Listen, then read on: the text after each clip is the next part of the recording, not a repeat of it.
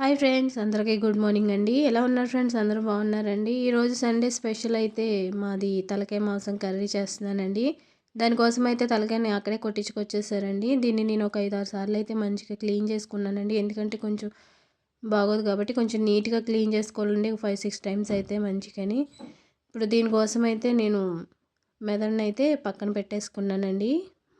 ఎందుకంటే దీన్ని మనం కుక్కర్లో వేసుకోకూడదు. ఇప్పుడు దీని ప్రాసెస్ అయితే చూద్దాం ఫ్రెండ్స్. దీనికోసం నేను అల్లం వెల్లుల్లి పేస్ట్ కూడా తీసుకున్నానండి. ఇప్పుడు మనమైతే మాంసాన్ని కుక్కర్లోను వేసేసుకుందామండి. మొత్తం మాంసాన్ని కూడా కుక్కర్లో వేసేసుకొని విజిల్స్ వేయించాలండి. దీన్ని మనం మామూలుగా వండడానికి కుదరదు కాబట్టి దీన్ని విజిల్స్ వేయించుకొని మనం కర్రీ చేసుకుంటే మనకి కర్రీ టేస్ట్ అనేది బాగుంటుంది. కుక్కర్లో మనం మొత్తం మాంసాన్ని వేసేసుకున్నాం కాబట్టి ఇప్పుడు దీంట్లో నేను ఒక స్పూన్ అయితే అల్లం వెల్లుల్లి పేస్ట్ వేస్తున్నానండి. మనకి అల్లం వెల్లుల్లి పేస్ట్ ఎక్కువగానే పడుతుంది కాబట్టి నేను ఒక స్పూన్ అయితే అల్లం వెల్లుల్లి పేస్ట్ వేస్తున్నాను ఫ్రెండ్స్.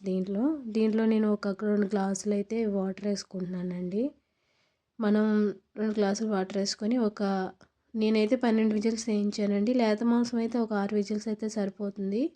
నేను ఒక 12 విజిల్స్ వేయించానండి. కొంచెం మెత్తగా అవుతుంది కాబట్టి విజిల్స్ అయితే అయిపోయినాయండి. నేను మూత అయితే తీసేసుకున్నాను. చూసారండి, మాంసం కూడా బాగానే మెత్తగా ఉడికింది. ఈ కర్రీ కోసం నేను ఒక 2 ఉల్లిపాయలు, ఒక 3 పచ్చిమిర్చి, ఒక 3 టమాటాలు, మనం ఇందులో చింతపండు పులుసు వేసుకుంటాం కాబట్టి నేను ఒక 3 టమాటాలు తీసుకున్నానండి. దీంట్లో కొంచెం కొత్తిమీర, దీనికి నేను గసగసాలు, చెక్క, లవంగ, మొత్తం వెల్లుల్లిపాయి మిక్సీ పట్టుకొని పేస్ట్ ఆడుకొని పక్కన పెట్టుకున్నానండి. కర్రీకి సూపర్ ఉంటుంది కాబట్టి నేను ఇందాక విజిల్స్ వేయించలేదు కదండి, మెదడుని పక్కన పెట్టేశాను దీన్ని. ఇప్పుడు మనం దీనికోసం అయితే నేను ఒక పెద్ద నిమ్మకాయ సైజ్ అంత చింతపండు తీసుకున్నానండి.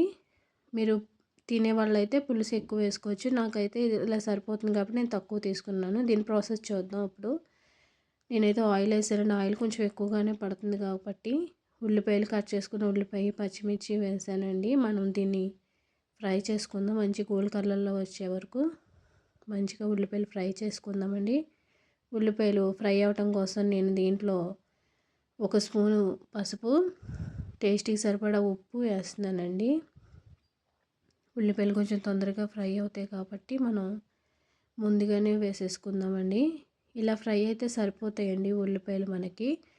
ఇప్పుడు దీంట్లో నేను ఇందాకడ మిక్సీ పెట్టుకొని పక్కన పెట్టుకున్నాను కదండి, వెల్లుల్లిపాయ, జీలకర్ర, మొత్తం గసగసాలు పేస్ట్ వేసి పక్కన పెట్టుకున్నాను కాబట్టి ఇప్పుడు దీంట్లో వేసేసుకుందామండి. ఇది కొంచెం పచ్చివాసన పోయేదాకా కూడా మనం ఫ్రై చేసుకుందామండి.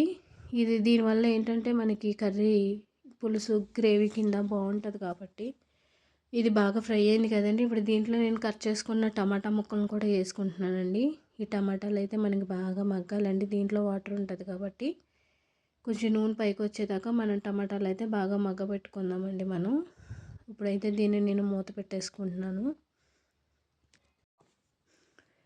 టమాటాలు అయితే మనకి బాగా మగ్గింది అండి. చూసారండి, నూనె కూడా పైకి వచ్చింది కాబట్టి మనకి టమాటాలు బాగానే స్మాష్ అయినాయండి. ఇప్పుడు మనం దీంట్లోనూ టమాటా కూడా బాగా మగ్గింది కాబట్టి నేను ఇందాకడ విజిల్స్ వేయించుకున్నాను కదండి మేక తలకాయ మాంసం, దాన్ని అయితే నేను దీంట్లో వేసేసుకుంటున్నానండి. ఇప్పుడు ఇది మనకి ఈ గ్రేవీలో బాగా మగ్గాలండి.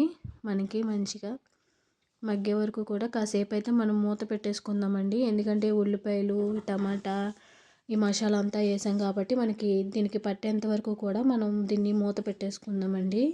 ఇది బాగా మగ్గింది కాబట్టి ఇప్పుడు దీంట్లో నేను కారం, జీలకర్ర పొడి, ధనియాల పొడి కొంచెం ఎక్కువగానే వేసుకోవాలండి. ఎందుకంటే మనకు కారం ఎక్కువగానే పడుతుందండి మాంసంలో.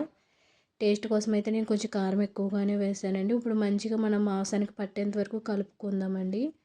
ఇప్పుడు బాగా మనం వేసిన మసాలాలన్నీ బాగా కలిసినాయి కాబట్టి ఇప్పుడు దీంట్లో నేను ఆల్రెడీ చింతపండు పులుసుని అయితే కలిపేసుకుని పక్కన పెట్టుకున్నానండి. ఇప్పుడు దీంట్లో వేసేసుకుందాం ఈ పులుసుని అయితే దీంట్లో నేను ఒక గ్లాసు 2 గ్లాసులు వాటర్ దాకా వేస్తున్నానండి. మనకి ఒకసారి కలుపుకుందామండి. మనం వేసిన పులుసు అంతా కూడా ముక్కలకి కలిసేంత వరకు ఒకసారి మొత్తం కూరనంతా మంచిగా కలుపుకుందామండి.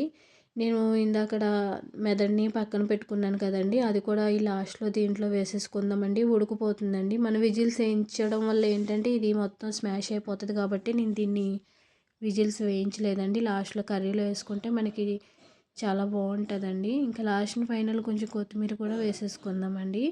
నేను కొత్తిమీర ఎక్కువగానే వేసానండి టేస్ట్ కోసం అయితే. మనకి సరిపోతుంది. జస్ట్ ఒక 10 మినిట్స్ అండ్ 15 మినిట్స్ అయితే మనకి కర్రీ అయితే అయిపోతుందండి. చూసారండి కర్రీ అయితే చక్కగా ఉడుకుతుంది. మనం వేసిన మెదడు కూడా చక్కగా ఉడికిపోయిందండి.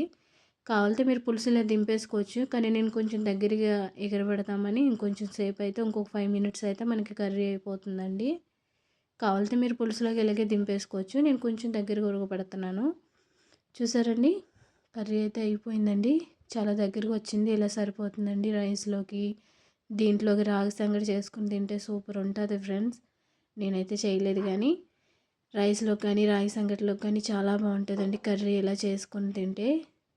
కర్రీ అయితే సూపర్ వచ్చిందండి. కర్రీ అయితే ఎలా ఉందో కామెంట్ చేయండి. ఖచ్చితంగా లైక్ చేయండి, సపోర్ట్ చేయండి. మన ఛానల్ అయితే సబ్స్క్రైబ్ చేసుకోండి ఫ్రెండ్స్. కర్రీ అయితే ఎలా ఉందో కామెంట్ చేయండి.